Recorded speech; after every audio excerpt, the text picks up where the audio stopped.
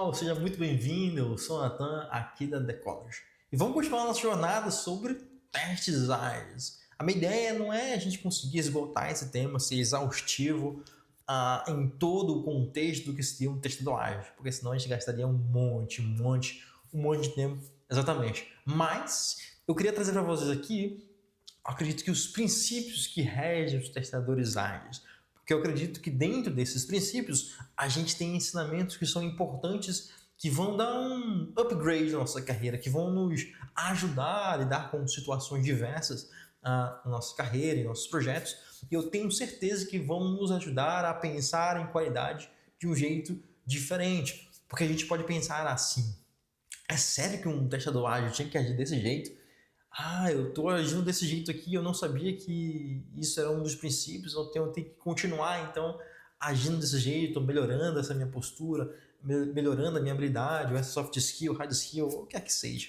Tá bom? A minha ideia é essa. A ideia é que a gente possa se apropriar desses princípios, porque esses princípios são bem importantes, gente, para nossa postura como QAs, tá bom? Então, vamos continuar a nossa jornada. Então, hoje a gente começa com o primeiro princípio. Lá no vídeo anterior, se você não viu, corre lá sobre testador ágil, né? O que não te contaram sobre ser um testador ágil, que é a nossa introdução de fato.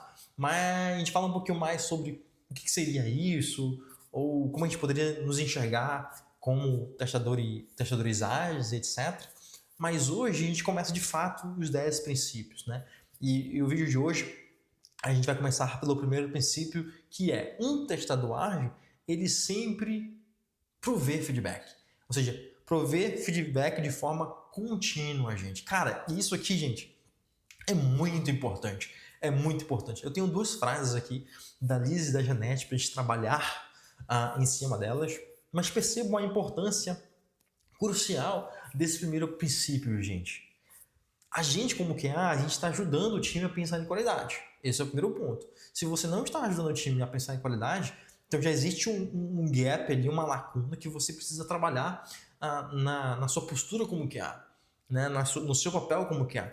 Porque pense só, se nós estamos entregando um produto e esse produto ele é feito por partes diferentes ou pessoas de áreas diferentes, isso significa que a gente precisa conversar com essas pessoas para que essas pessoas também produzam qualidade, porque isso afeta a qualidade do produto como um todo.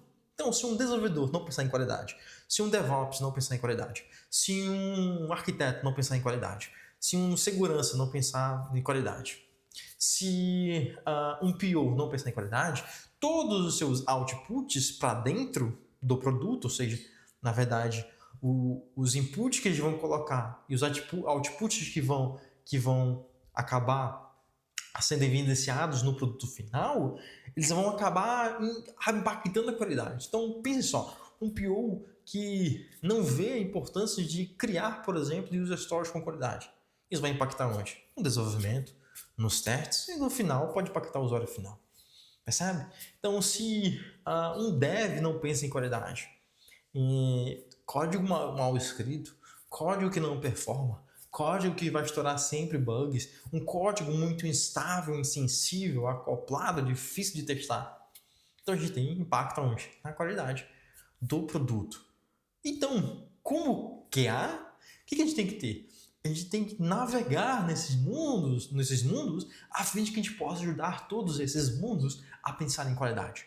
Porque se qualidade, de novo, não é só a nossa responsabilidade como QA, mas do time como um todo, nós como QAs podemos ajudar nossos times a pensar em qualidade da melhor forma, gente. Então por isso a gente caminha juntos. Não existe mais aquela barreira, ou não deveria existir mais aquela barreira que separa entre eles e nós. Cara, não existe, só existe nós. Nós somos um time, nós entregamos nosso produto e nós vamos pensar em qualidade juntos. O outro ainda não pode ter uma maturidade de pensar em qualidade ainda. O que a gente tem que fazer? Ajudá-lo a pensar em qualidade. E a gente vai esbarrar, gente, com pessoas de diversos tipos, de diversas experiências, diversos contextos. Muitas vão ter mais maturidade para qualidade, outras não vão ter maturidade para qualidade, outras podem ter passado por experiências ruins. A gente tem que trazer uma luz, porque no final das contas é a qualidade dos nossos produtos que estão em jogo. Então a gente tem que navegar, nós somos esses navegadores. Não existe como nós vivermos isoladamente em nosso mundinho de qualidade. Não tem, porque se a gente viver sozinho no nosso mundinho de qualidade, muitas coisas elas vão passar despercebidas. Ou a gente vai carregar um fardo que não deveria ser somente nosso. Se uma vez a gente se isola do mundo, se a gente se isola do nosso time, a fim de que só a gente é responsável pela qualidade, a gente vai carregar um fardo tremendo. Que no final das contas, a responsabilidade vai ser só nossa. E eu tenho certeza que não é isso que você quer. Mas a partir do momento que a gente sai desse mundo e começa a navegar nos outros mundos, a gente não navega somente por navegar nesses mundos. Ou seja, a gente não conversa com esses mundos somente por conversar. A ideia é que a gente possa navegar com esses mundos, coletando informações. É a tríplice que normalmente eu faço, né? A gente coleta informações, analisa essas informações e damos feedback dessas informações, dessas análises que nós fizemos. Porque as coletas, as análises são preocupações que nós vamos ter para que nós possamos dar feedback relacionado à qualidade dos nossos projetos. E a ideia é essa, gente. A gente sempre está em constante feedback. Porque feedback consegue nortear a gente. Será que a gente está indo no caminho certo de qualidade? Se a gente ficar mudo, como que a gente vai saber? Será que a gente está acertando em algumas coisas? Se a gente ficar mudo, como que a gente vai saber? Percebe? A gente não vai. Então a ideia desse primeiro princípio de sermos testadores ágeis é que sempre a gente está dando feedbacks. Gente, é isso, vamos continuar. Gente, vamos dar um passo atrás. Gente, estamos errando muito. Gente, a qualidade está um lixo, não está legal. Gente, estamos acertando nesses tipos de testes aqui. Gente, vamos fazer esses outros tipos de testes que são importantes. Gente, o usuário está reclamando ali. Gente, ou seja, sempre dando feedback.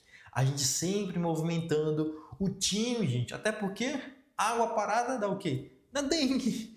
Então, se a gente está muito parado, significa que a gente não está proporcionando para o time feedbacks que são importantes.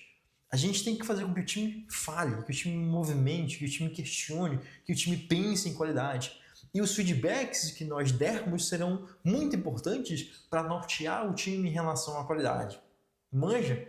Faz sentido isso para você? Porque são os feedbacks que vão fazer a gente dar um passo a mais, 2 passos a mais, ou dar um passo atrás. Tem uma frase do C.S. Lewis, não sei se vocês conhecem, mas C.S. Lewis é o que escreveu as Crônicas de Nárnia, que era até muito amigo do Tolkien, que escreveu O Senhor dos Anéis.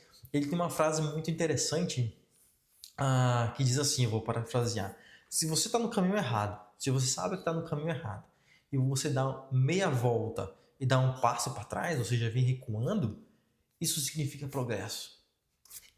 E faz total sentido, gente. Se a gente está no caminho errado, e a gente nesse caminho, a gente dá um estalo, e a gente percebe que está no caminho errado, e a gente volta, significa que isso é progresso. A gente deixou de continuar no caminho errado para a gente conseguir pivotar, voltar para onde a gente meio que se desviou, a fim de que a gente tome um novo rumo agora.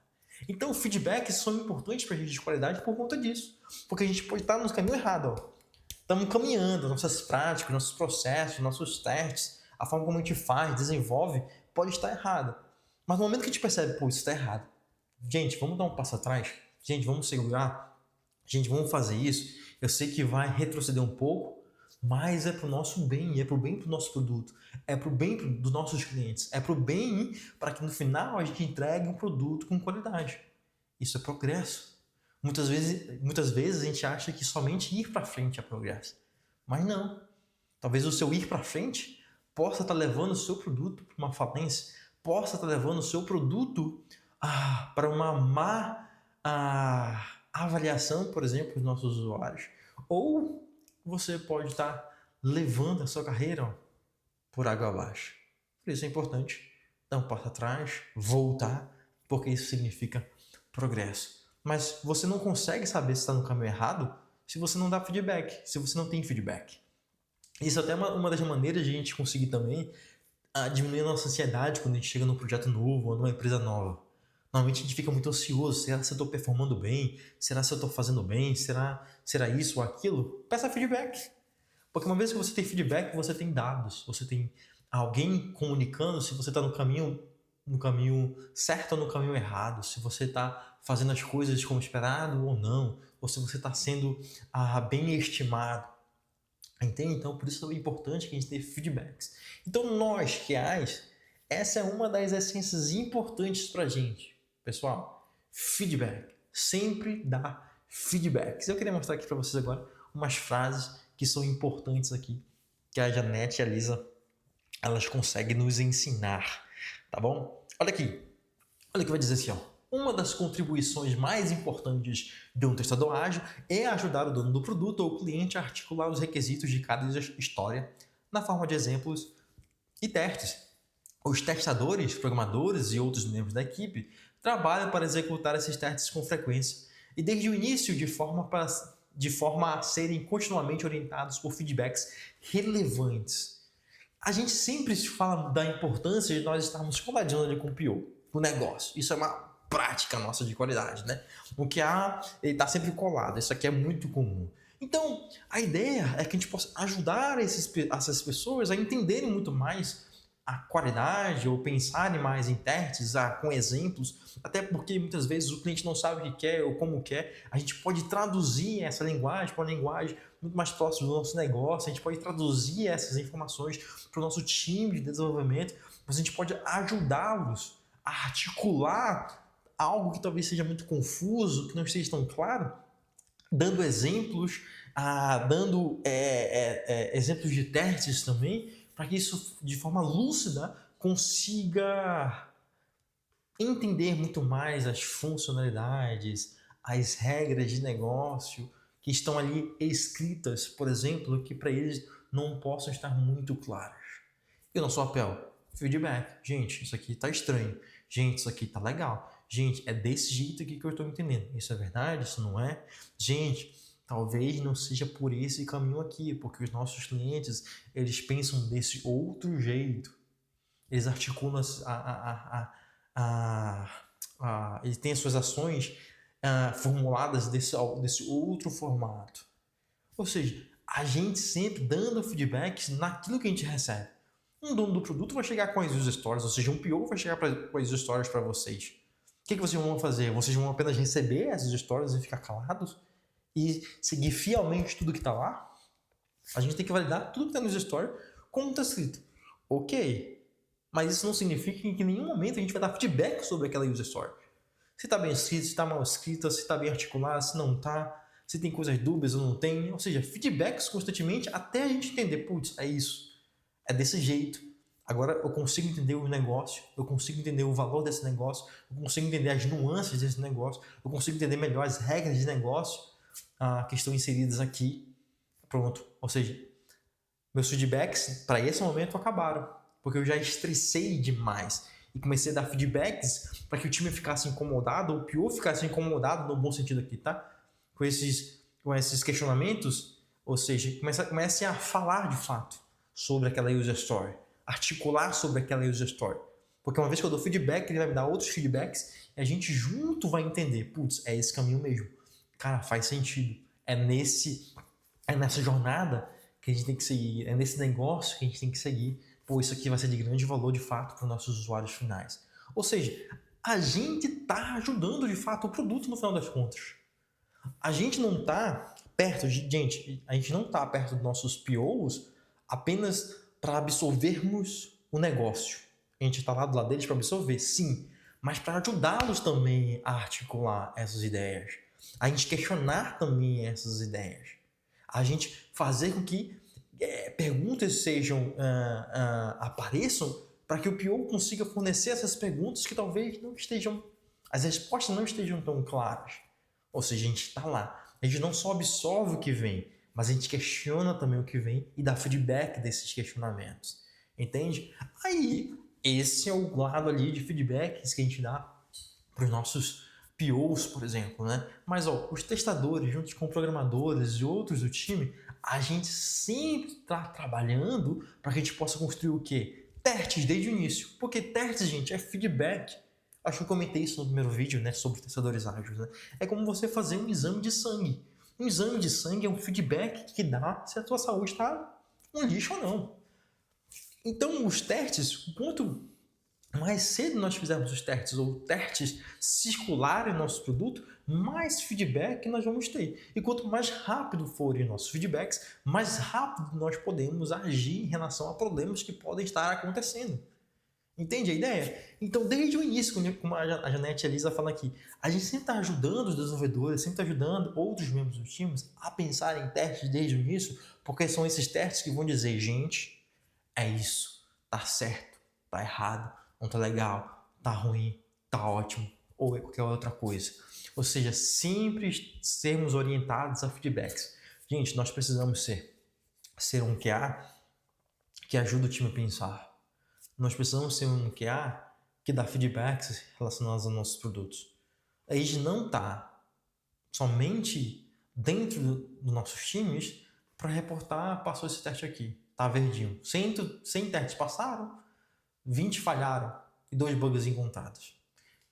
E isso se repete em toda a regressão, por exemplo. A gente não está dentro dos nossos times apenas para dar um reporte de regressão, de execução de testes de uma regressão. Vamos para uma release agora, vamos fazer os testes de regressão, vai demorar 5 dias, aí durante essa jornada a gente vai lá e vai dar um reporte. Se a gente se limita somente a isso, a reportarmos quantos testes nós executamos, quantos passaram, quantos falharam, a nossa comunicação, o nosso feedback está sendo muito pobre. Ou seja, a gente está se limitando a apenas uma parte dos feedbacks que nós temos que dar. Nós temos que dar esse feedback? Temos que dar esse feedback. Mas não é só isso. A gente tem que pensar de fato no nosso produto. O que nossos testes estão dizendo? O que eles estão gritando para a gente que pode estar dando um problema lá? Porque talvez seja 20 testes que estejam falhando, mas não é só isso. Por trás pode ter muita coisa. A gente pode começar a entender que esses testes sempre estão falhando, sempre voltam a falhar. Aí quando a gente investiga, a gente passa a entender que esses testes estão dentro de uma categoria de funcionalidades que sempre estão dando problema. Mas por que estão dando problema essas categorias? Aí quando a gente vê, talvez seja um ambiente externo que não aguenta, ou talvez seja um código que a gente fez lá no passado que nasceu errado, nasceu com muito acoplamento, então não tem quase nada de testes unitários, de componente, ou o que quer que seja. Então, se a gente mexer nessa partinha, quebra mesmo. E por isso a gente sempre está vendo esses testes falharem em releases, por exemplo. Ou seja, a gente começa a dar feedbacks de fato maduros e que tocam a essência do nosso produto. Assim a gente ajuda tanto o negócio, a gente ajuda também tanto o nosso time técnico a pensar em qualidade, a importância da qualidade. Então, isso aqui é bem interessante, tá bom? E a gente vai aqui para um exemplo que a Lisa ela vai trazer, né? A Lisa e a Janete vão trazer, que é bem legal. São questionamentos, gente, que talvez no primeiro momento vocês parem e pensem assim, pô, mas isso aqui, Natan, dentro de um contexto ágil não acontece, não. E eu acredito que alguns contextos aconteçam sim, tá? Eu vou dizer que não são poucos, já passei por muitos lugares que isso acontece, tá bom? Por mais que a gente vê no primeiro momento uma estranheza se isso estiver acontecendo. Mas percebam, quero que vocês tenham maturidade nisso. Algumas coisas dentro do nosso processo, dentro do nosso dia a dia de feedbacks, a gente vai ter que fazer porque o time não é maduro o suficiente ainda pensando em qualidade. Então a gente tem que causar um conflito, causar uma dor para que o time enxergue de fato. Porque certas coisas o time pode estar tão no seu normal, tão no automático, que não consegue enxergar algumas dores que você já enxerga. Mas o time não enxerga. Então a gente tem que causar alguma dor que no início vai talvez ser uma burocracia, mas eu acredito que seja interessante para o time. Então, algumas perguntas aqui vai cair nesse exemplo e ela é bem interessante por isso, tá bom? Olha o que ela vai dizer aqui, ó. A gerência está preocupada com o andamento do trabalho. Exiba um gráfico grande e visível dos testes escritos, executados e aprovados diariamente. Mas perceba, isso é uma preocupação de todo líder às vezes. Imagina se você está numa regressão de 5 dias lá, aí passa um dia, 2 dias, 3 dias, e você não dá nenhum feedback de como está a regressão. Isso vai causar uma estranheza de fato. Pô, não sei como está o meu produto, não sei como está essa versão. Será que essa versão está instável? tá estável se a gente vai lançar ou tá instável? O time de QA não dá feedback, o QA do time não dá feedback. Então perceba, se a gerência está preocupada, se você sempre recebe lá no seu direct alguma mensagem, você acha, pô, o cara tá querendo fazer microgerenciamento, e etc, e parará, talvez seja só uma preocupação de como está o estado de fato da qualidade do produto que vai ser lançado. Percebe a ideia? Às vezes nem é microgerenciamento, é uma preocupação pela falta de visibilidade, pela falta de feedback que você não dá. Não, gente, estamos na regressão, começamos a regressão, vamos nos comunicando aqui, a gente vai dar feedback de como está o andamento dessa versão, está instável, tá instável, está estável ou não, os bugs que nós abrimos, coisas críticas que nós encontramos, a gente vai andando. Putz, estamos em 20%, 30%, 50% e estamos tudo bem. Putz, chegamos em 70% e encontramos uma coisa crítica. Opa, putz, estamos quase no final e encontramos uma coisa crítica. Ou seja, feedback, o time consegue ter uma sensação até de pertencimento, de que está andando, estamos quase para lançar, as coisas estão indo bem, o que nós fizemos até aqui funcionou, ou o que nós fizemos até aqui não funcionou, porque estamos encontrando muitos bugs. Opa, temos que entender o que nós estamos fazendo de errado. Então, feedback, cara, mostra lá um gráfico. No início vai ser peraí, será que é too much? Será que é muito? Não é bem assim, entende? Você precisa entender o que o time precisa naquele momento. Então, eu acho isso bem interessante, tá? Ela vai falar, mostre a cobertura de funcionalidades em uma visão geral, como matriz de testes. Às vezes, as pessoas precisam dessa visibilidade para entender de fato a maturidade, a qualidade do time. Está com dificuldade para estabilizar a versão, ou seja, mano, tá muito complicado. Isso aqui é muito interessante, tá? Que às vezes, o QA tá lá junto com o dev, e os dois estão lá lutando, porque corrige uma coisa, aí testa, aí nasce outro bug. Aí corrige outra coisa, teste. Aí parece que a versão parece que não sai. Só que só fica entre os dois. Aí o time todo que está externo dessa conversa, às vezes não sabe o que está acontecendo. Aí passa 1, 2, 3 dias. Aí quando vem estoura. Gente, não vai dar porque está acontecendo isso. Mano, só agora a gente conseguiu entender que está com esse problema. Por que a gente não soube antes? Na verdade, a gente soube antes. O problema é que a gente não comunicou. A gente não alertou o time. Perceba, é um time, gente. Nós fazemos parte de um time. E time como um todo, a gente comunica coisas que são importantes. Entende? Então, estou lá com o dev. Vimos que alguma coisa, de fato, está muito complicada, está muito difícil. Está impactando as minhas entregas. Está impactando as entregas do dev. A gente está preso em uma coisa, jogar para o time. Gente, está acontecendo isso. E escala. Porque o time vai ter essa sensação. Putz, mano, temos que trabalhar nisso. Ou outra pessoa pode ter uma outra visão, ou pode até mesmo saber a solução, e a gente ficou se matando lá sozinho. Então isso é bem interessante. Ó. E olha o que ela vai dizer aqui. Ó. A equipe da Lisa exibiu um número de dias restantes até o momento de marcar a versão para lançamento, para manter todos focados em concluir as tarefas no prazo. É isso, pô. Imagina, a gente vem com uma versão que está instável. A gente não comunica. Aí está próximo do lançamento, a gente vai comunicar 1 dia, 2 dias antes. É estranho. Mas já vi isso acontecer. A bomba estoura somente no último dia. Putz, por que só agora? Não, cara. Se a gente tiver, por exemplo... essa aqui foi muito interessante, né? Cara, então essa versão, faltam tantos dias, tem esses problemas. A gente tem uma sensação de urgência no sentido de... Putz, faltam tantos dias pra gente lançar essa versão, mas a gente tá com esse problema crítico que a gente não resolve há 2 dias. Opa, alguma coisa vai ter que dropar, alguma coisa vai ter que acontecer aqui. Ou a gente vai chamar a gente para ajudar outras pessoas para ajudar a gente, ou a gente vai ter que dropar uma certas funcionalidades, ou a gente vai ter que negociar algumas entregas. A gente vai começar a conversar. Mas a gente faz essa conversa muito antes do lançamento. A gente consegue entender essas urgências para a gente conseguir entregar as coisas dentro do prazo de fato. Depois que isso se tornou um hábito, eles não precisaram mais de lembrete visual. O que é interessante no final, que eu comentei, né? Às vezes a gente precisa forçar uma dor para o nosso time. Mas talvez no início seja um desconforto, não seja algo muito mecânico, né? Mas o time precisa entrar dentro desse processo, entender certas importâncias, e isso vem por dor, vem por conflito. Aí no final, quando o time atinge então uma maturidade, isso nem é preciso, porque já faz parte do time, já é natural do time. Então, a medida aqui é que se está muito complicado, se o time não tem uma maturidade, force algumas coisas a fim de que o time veja a importância, entenda algumas dores. E com o tempo o time vai ganhando essa maturidade até que essas coisas burocráticas ou essas visualizações nem precisem mais. Por quê? Fazem tão parte do time que o time já se comunica bem, já dá feedback, já está bem entrosado e a comunicação flui bem. Os problemas aparecem, a gente dá feedbacks constantemente. Por isso é importante a gente sempre dar feedbacks, gente. Porque a gente consegue nortear o time em relação à qualidade. Então perceba que nesse primeiro princípio, gente, a gente tem a ideia de que a gente, como QA, tem que ter essa postura de ajudar o time. O que está indo bem? O que está indo mal? O que a gente pode continuar ou não continuar? Que mais coisas nós precisamos implementar? Que processos? Que estratégias? Ou seja, que conceitos a gente está aplicando de forma errada? Ou enfim, que más práticas a gente está aplicando em relação à qualidade?